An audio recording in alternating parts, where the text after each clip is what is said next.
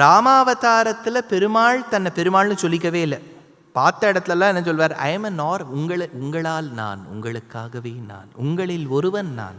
I am after all the Ram, தசரதனுடைய பிள்ளை ராம், என்ன வேற யாரும் நீங்கள் நினைக்க, இப்படி தான் சொல்வார் அவர். ஆனால் ஒரு 2 இடங்களில் தான் பரமாத்மான்னு காண்பிச்சுட்டார். அது யாருக்கும் தெரியாத ஒரு இடம். சீதையை தொலைச்சாச்சு, சீதையை அபகரித்து ராவணன் சென்று விட்டான். சீதையை தேடுற சாக்கில் ராமர் லக்ஷ்மணனோட வந்துருக்கார். லக்ஷ்மணன் ஆதிசேஷாவதாரம், ராமர் சாக்ஷாத் நாராயணன். தேடிண்டே வரும்போது கீழே கிடந்த ஒரு கழுகு, ஜட்டாயுன்னு பேர், ஜட்டாயுவை பார்த்துட்டு அழுதுண்டே இருக்கக்கூடிய ராமர், மனிதனை போல் விக்கி விக்கி விக்கி அழுது கொண்டிருந்த ராமர் ஒரு செகண்ட்ல பரமாத்ம தத்துவத்தை அடைந்து, கச்சலோகான் அனுத்தமான், நான் உனக்கு மோட்சம் கொடுக்கிறேன்னு சொல்லிவிட்டார். லக்ஷ்மணர் கிள்ளிட்டார், அண்ணா இது நீங்கள் மனுஷியாவதாரம், மோட்சமெல்லாம் யாருக்கும் கொடுக்கப்படாது, என்ன பண்ணிவிட்டேள்? ராமர், யாரை இதை பார்த்துருக்க மாட்டா லக்ஷ்மணா, ஃபிகர் மத் கரோ, இவருக்கு தெரியல, பின்னாடி வால்மீகி இதை எழுதிவிட்டார். அதை தியாகராஜர் எடுத்துட்டு பஞ்சரத்னத்தை பாடிவிட்டார். மிருக மதலாம சுப நீட்டில் வர ஜட்டாயு மோக்ஷ பலத பவமான, வரத மோக்ஷ பலத பவமான ஜட்டாயு மோட்சத்தை எழுதிவிட்டார். அதனால ராமாவதாரத்தில் தான் பகவான் காண்பித்த ஒரே ஒரு இடம் ஜட்டாயுக்கு மோட்சம் கொடுத்தது. அதை ஆச்சாரியாலாம் எடுத்துட்டா. கிருஷ்ணாவதாரத்தில் பார்த்தார், இந்த மாதிரி நமக்கு கட்டுப்பாடே இருக்கக்கூடாது. பிறந்தத்துலேருந்தே தான் பரமாத்மான்னு காமிச்சுட்டார். 4 கை, 32 பல்லு, எல்லாத்தையும் என்ன வேணாலும் நீ பண்ணிக்கோ. அதனால தான் ராமரை தப்பு சொல்கிறவா இருப்பா. நீங்கள் நன்னா இந்த பொலிட்டிக்கல் சர்க்கிளில் கூட ராமர் இப்படி செய்தாரே, அப்படி செய்தாரே, இதுதானா ஒரு தெய்வம் செய்வது, இதுதானா சீதை இப்படி செய்து விட்டார், அப்படி செய்து விட்டார். கிருஷ்ணரை யாராவது கேட்குறாளோ கேள்வி? கேட்கறதே இல்லை. ஏன்னா அவர் பண்ணுறதெல்லாம் இவளுக்கு பொருந்தி போய்டுறது இல்லையா? அவரோட பேர் இருக்கக்கூடிய இடமா தான் பார்த்து அவள் வீடும் கட்டுறா.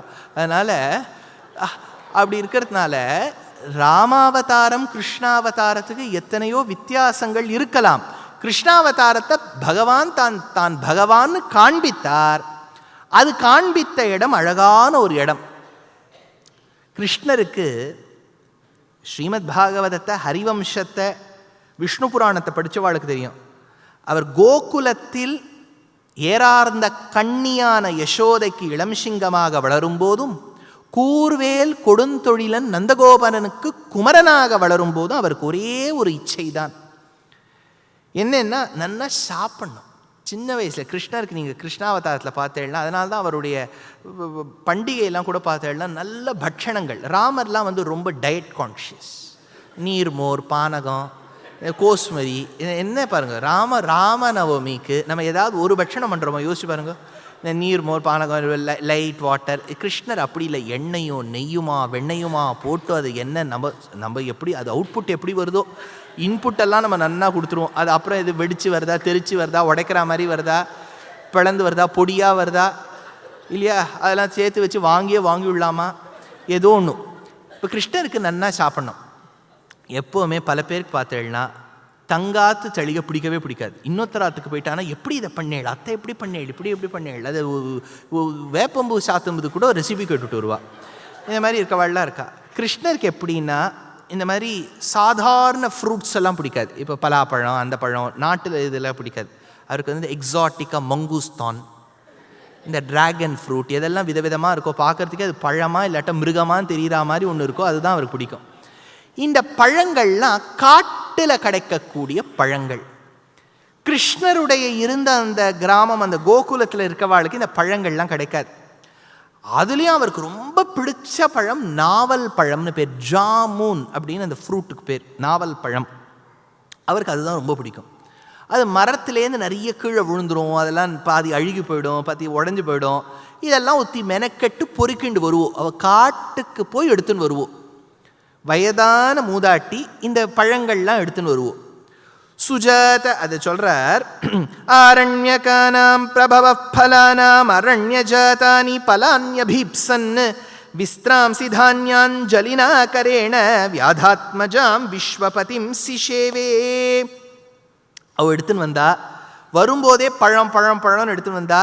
கிருஷ்ணர் வீடு உங்கள் பெரியவாளுக்கெலாம் நீங்கள் நிறைய பேருக்கு அக்ரஹாரத்தில் வளர்ந்தவாளும் இருப்பேள், அக்ரஹாரத்தில் வீடு இருக்கக்கூடிய வாளுக்கும் இருக்கும். அக்ரஹாரம்லாம் இப்போ விதேசங்களில் ரோ ஹவுசஸ்ன்னு சொல்கிறா பாருங்க.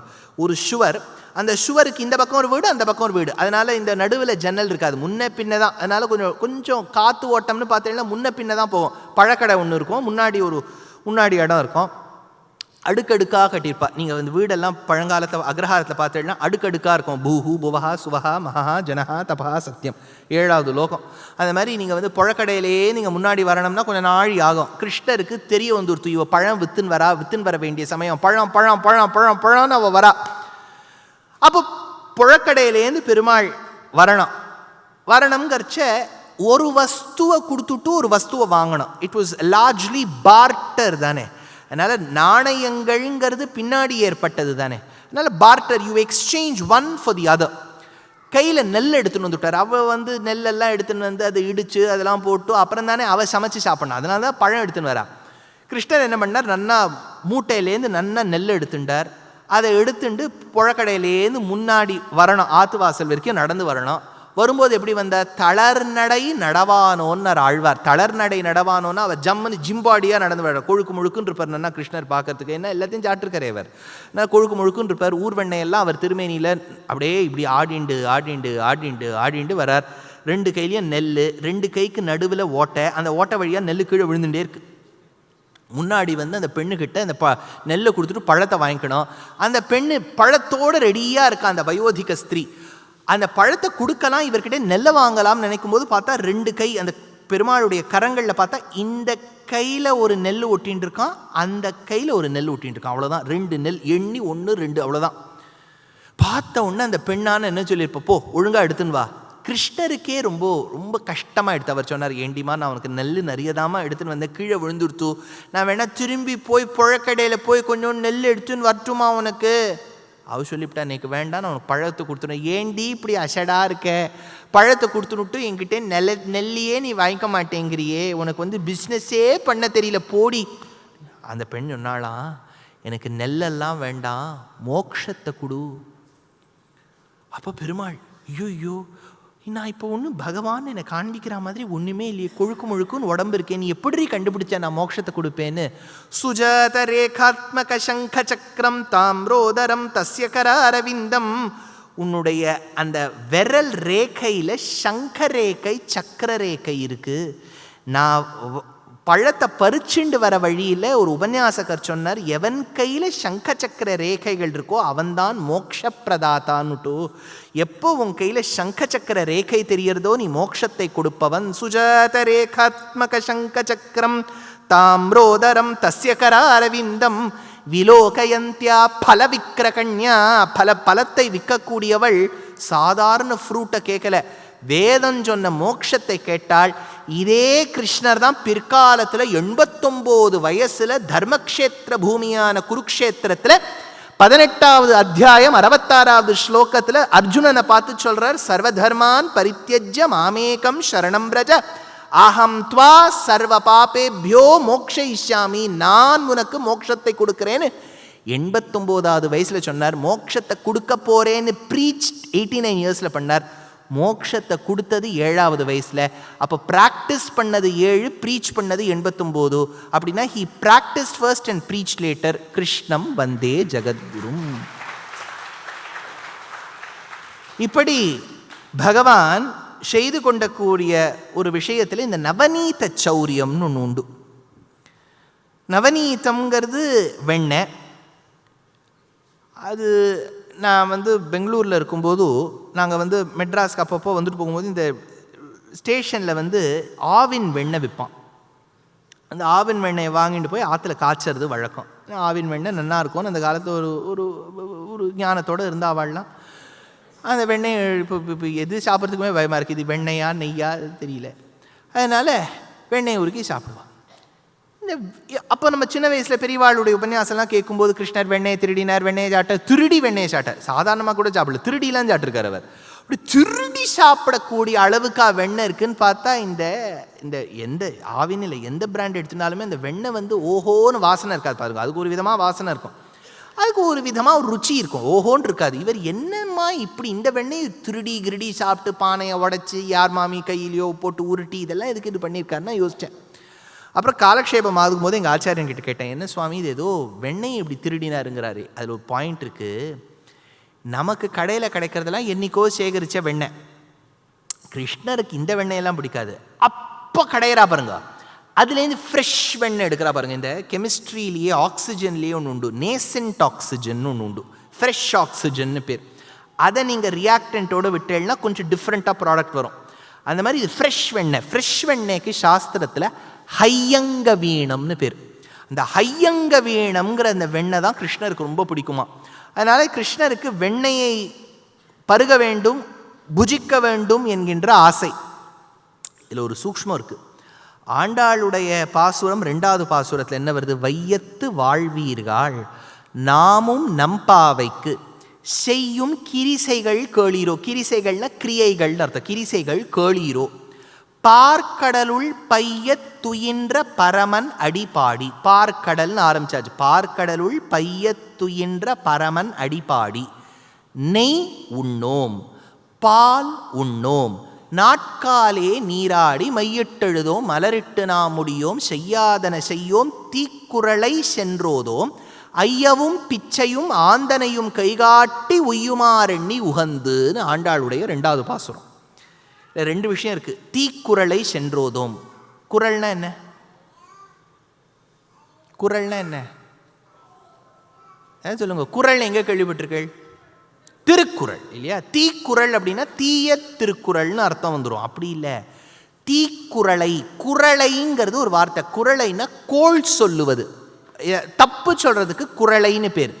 தீக்குறளை சென்றோதோம். அதனால குறளைங்கிறத நீங்க குறள் பிளஸ் ஐன்னு பிரிக்கப்படாது. குறளைங்கிறது ஒரு வார்த்தை. குறளை, பாவை அப்படிங்கிற மாதிரி குறளை, தீக்குறளை சென்றோதோம். சரி, இதில் விஷயம் என்னன்னா, நெய் உண்ணோம் பால் உண்ணோம்ங்கிறா. உண்ணோம்னா என்ன? சாப்பிட மாட்டோம்னு அர்த்தம். பாலை சாப்பிட முடியுமோ? குடிக்க மாட்டோம் தானே சொல்லணும்.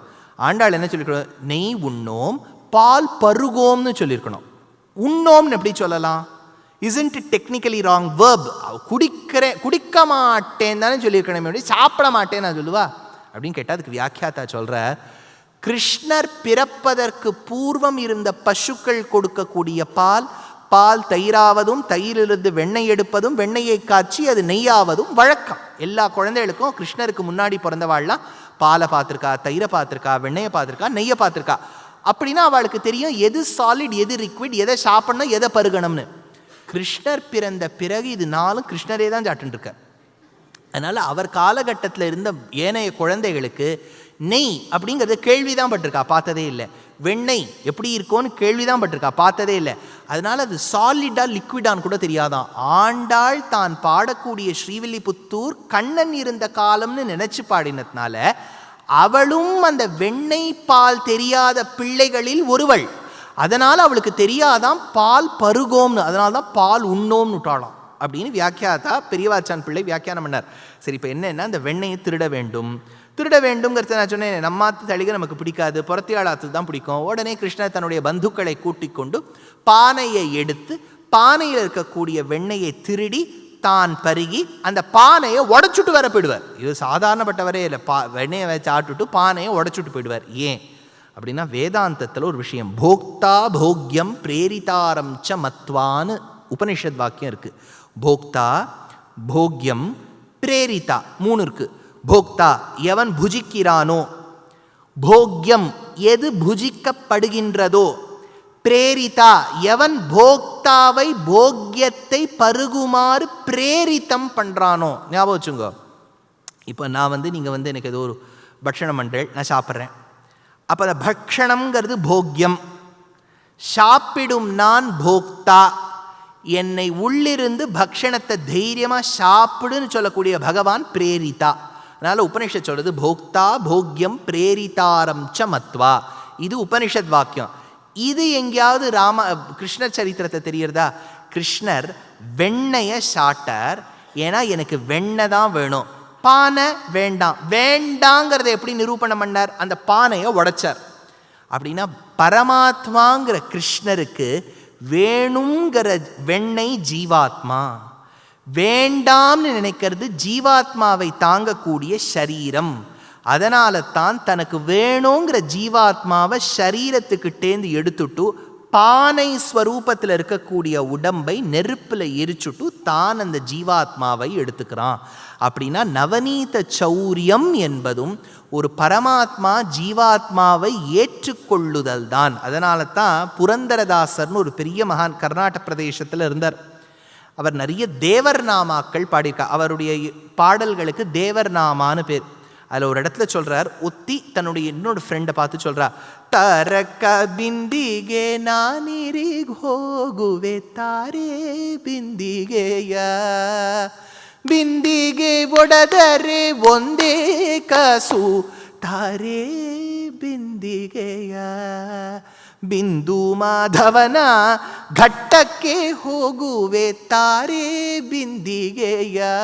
எப்படி ஒரு பானையை எடுத்துக்கொண்டு வா, பானை உடைந்து விட்டால் கவலைப்படாதே, இன்னொரு பானை வாங்கி கொள்ளலாம்னு அர்த்தம் என்னன்னா, ஷரீரம் மாறிக்கொண்டே இருக்கும். ஷரீரத்தின் மீது பகவானுக்கு அபிருச்சி இல்லை, ஆத்மாவில் தான் அபிருச்சி. பரமாத்மாவுக்கு ஜீவாத்மா பிடிச்சா மாதிரி கிருஷ்ணருக்கு வெண்ணெய் பிடிக்கும். அதனால வெண்ணெய் திருடினதும் வேதாந்தபரமான விஷயம்தான் என்பது காட்டியதால் கிருஷ்ணம் வந்தே ஜெகத்குரும், பரமாத்மா ஜீவாத்மாவுக்கு வித்தியாசம் காண்பிச்சார் பகவான்.